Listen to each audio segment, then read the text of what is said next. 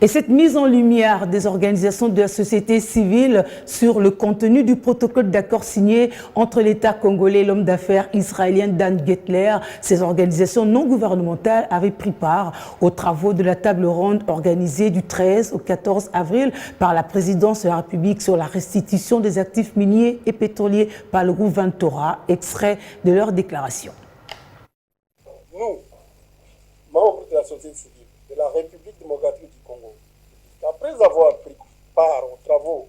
de la table ronde du 13 au 14 avril 2002 organisée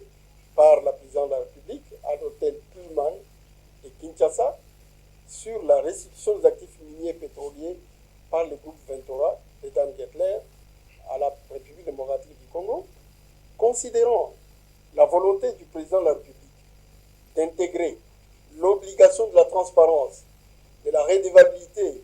et de la participation citoyenne à la gouvernance du secteur des ressources naturelles, en associant désormais les organisations de la société civile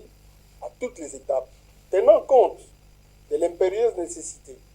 de revisiter tous les contrats et transactions économiques du secteur extractif de notre pays, en vue de nous assurer qu'ils ont été conclus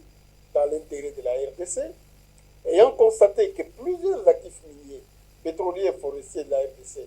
avaient été et sont octroyés de manière déséquilibrée, telles que le démontrent plusieurs archives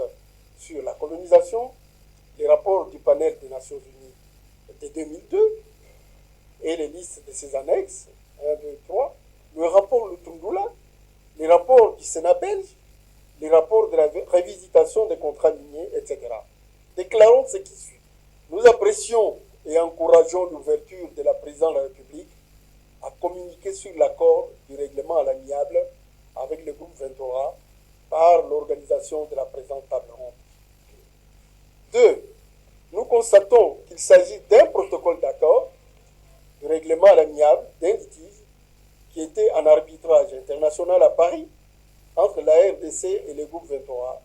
et non un contrat de cession,